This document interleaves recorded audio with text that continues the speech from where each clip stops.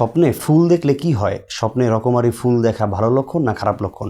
এটা কি স্বপ্নদ্রষ্টার জীবনে অনাবিল সুখ শান্তি বয়ে আনবে, নাকি অকল্যাণ আর অনিষ্টতা চেপে বসবে?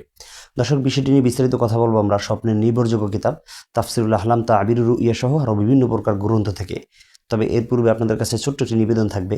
আপনারা যদি আমাদের চ্যানেল কিংবা পেজে নতুন হয়ে থাকেন, অবশ্যই চ্যানেলটি সাবস্ক্রাইব করে পেজটি ফলো দিয়ে রাখবেন।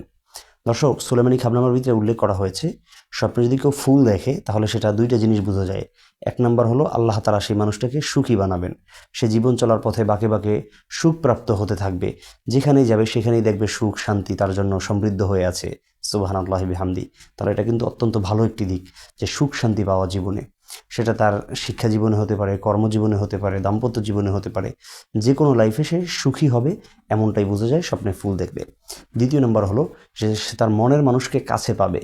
অর্থাৎ সে যাকে পছন্দ করে, সে যাকে ভালোবাসে, মহব্বত করে, সেই মানুষটাকে অতি দ্রুত তার সাথে সাক্ষাৎ হবে, সেই মানুষটাকে সে খুব কাছে পেয়ে যাবে, এমনটা বোঝা যায়। সেটা তার মা হতে পারে, তার বাবা হতে পারে, তার বোন হতে পারে, ভাই হতে পারে, বা রিলেটিভদের মধ্যে থেকে যার সাথে তার খুব ক্লোজ বন্ধু হতে পারে, ফ্রেন্ড সার্কেলদের মধ্যেও হতে পারে। যে কোনো যার সাথে তার বেশি ভালো সম্পর্ক, সেই মানুষটাকে সে খুব কাছে পাবে, এমনটা বোঝা যাচ্ছে।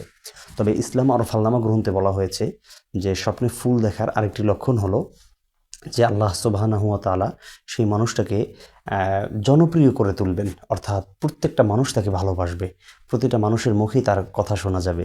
সব মানুষ তাকে স্নেহ করবে, যারা মহব্বত করে তারা মহব্বত করবে, যারা সম্মান করে তারা সম্মান করবে।